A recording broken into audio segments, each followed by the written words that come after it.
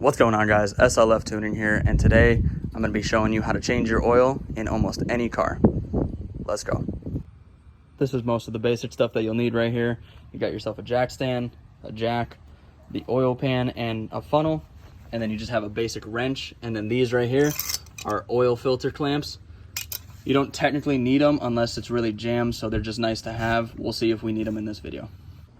This is the oil that I'm going to be using for this car. You can find what oil that you guys need in your guys' owner manual, or you can most likely just look it up, make sure you get the right engine type and the right year and model of your car, because it could vary depending on what engine you have.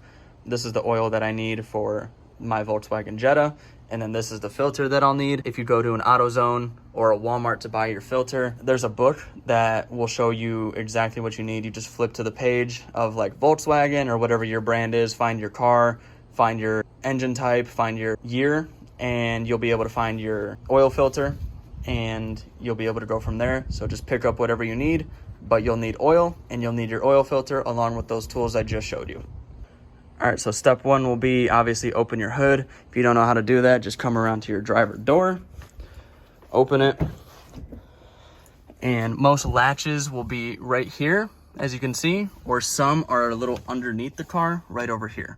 So just feel around, you should just pull it and you'll hear a pop from your hood, and then you'll just go ahead and open it. We're going on to step two. You're gonna need to jack up the car. So take your jack and take your jack stand. I already have the car jacked up just on other projects that I've been doing, but I'll still show you guys how to do that right now. So go ahead and make sure your handle is all the way locked in. There should be a bolt right here at the bottom. Just make sure that's fully snug, and then just make sure you twist to the right clockwise so that the jack will actually go up, just like this. After that, you're gonna wanna push the jack under the car, and you're gonna wanna look for jack spots like right here.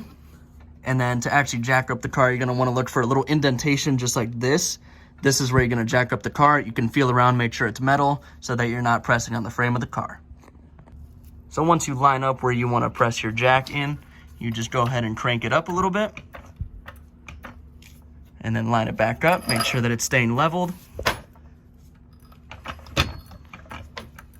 And once it makes contact, just make sure you get a little bit of pressure going. And then you can go back up here and you can just start pumping. Now you're gonna just pump and you'll see the car rising. So after it's pumped up to your desired height, take your jack stand and go ahead and move it around. See, it's moving freely. So you're gonna wanna line it up with what I showed you earlier. This is also metal right here. It's hard to see, sorry. But that's metal right there. You're gonna wanna line up the middle of the jack stand. So you see that little groove? That piece of metal on the frame, you want it to land right in the jack stand. So twist your handle on your jack to the left. Very gently, because you're holding the whole car right now. So very gently, just slowly release and the car will slowly fall down. You'll hear a little bit of a crunch, that's okay, that's just metal. And then a little bit more down and you'll see the jack start going down, and then just tighten it right back up.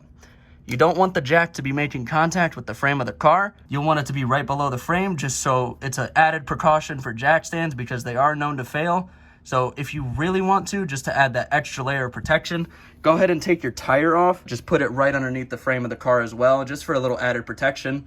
It's always better to be safe than sorry. I always recommend putting a tire underneath. Let's move on to the next step. So if you only have one jack stand, you can skip this step, but make sure whatever height you put on the other side of the jack stand, mine's completely bottomed out, so it was easy for me, but just memorize how many notches you go up so that you can do it the same height on the same side so that the car isn't sideways. But if you only have one jack stand, that's okay. But if you do have two, just make sure it's the same height just so it's even safer so it doesn't wobble. But you can make do with just one jack stand. Now, one more step before we go under the car. What you're gonna wanna do is you're gonna loosen this. This is the oil fill cap. So just go ahead and loosen it and take it off.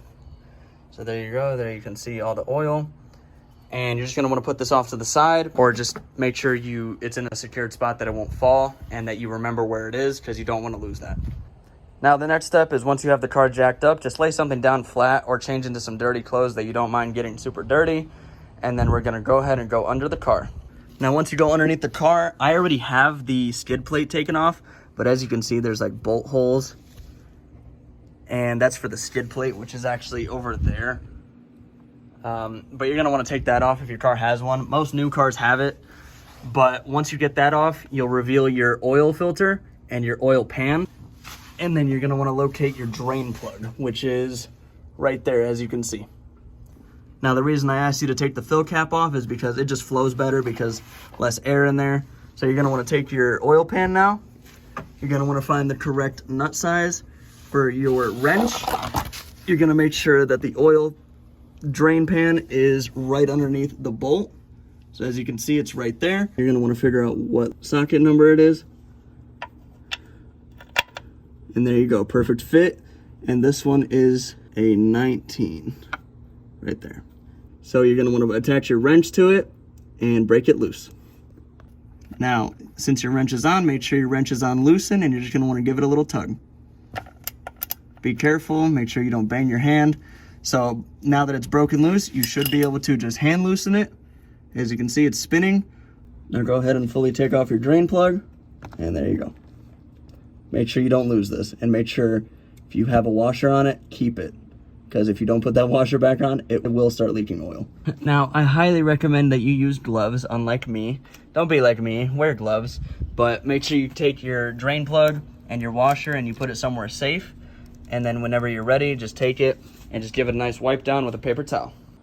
Much better. Now, just put this to the side. Using the same drain plug over and over again is okay for a couple times, but after a little while, I do recommend getting a new drain plug and a new washer, just to prevent any leakage, anything bad happening, any metal shavings. So just replace it after a couple oil changes. So just go ahead and set this aside somewhere safe, right there. And then just wait until it drains. Now while we're waiting for the rest of it to drain, it's almost done. Just pull your oil pan a little closer so that it's above your oil filter. As you can see, it's still making it in the pan. And then go ahead and take your clamps again and just twist it to the left. As you can see, it takes a little bit of work, but once it's fully loosened, you can just untighten it by hand again, like so. And then that'll start dripping out oil, just like that. And then flip it like this. And you should go ahead and put this aside. You can open your new one and just compare the two, make sure they're roughly the same size. And if you chose properly, it should be roughly the same size. This one's a little taller, but this one's also a little thicker. So it should balance out just enough. So just make sure they're around the same size, and you can put the old one in the box of your new one. And then just close it up, and I'll tell you how to dispose of this shortly. So it's almost finished draining. Once you take the oil filter off and you put it in the box, just go ahead and take this and just start shaking it. Oil should be shaken very well, and just shake it a bunch. I'll be right back. There's pretty much no such thing as shaking oil too much, but I've shaken it pretty well. So after that, just crack it open and then take your new filter. And if you have a vertically mounted one, so it goes straight up, we have a horizontal one, so it's like this. But if you have a vertical one, I recommend taking some of the oil and dumping some of it in here and then just rubbing around the seal. But since we have a horizontal one, I'll show you what to do just to lubricate the filter a little bit. Just take your finger, dip it in here, and then just go around the ring, just like this. Do that a couple times. Now you can close it up after you lubricate it a little bit. As you can see, the seal is completely lubricated with some oil, and then so is the inside a little bit. So once you do that, we're gonna go ahead and put this new one in right now. So take your new oil filter, go ahead and line it up with the seals, and just start twisting to the right. Now, oil filters should be hand tightened. You don't need to use the oil clamps to tighten it any harder. Just hand tighten, and then just give it as snug as possible. So that's about as much as I can go, and you're all set with your oil filter. Now let's just go ahead and wait for it to fully drip out, and then I'll show you what to do after. All right, so as you can see, the oil pan is almost completely done. It's totally fine if it drips a little bit like this. The longer you wait, the better, but it's completely up to you. So now you're just gonna wanna take your drain plug, make sure you have the washer on it, and you're gonna wanna just hand tighten it back on here.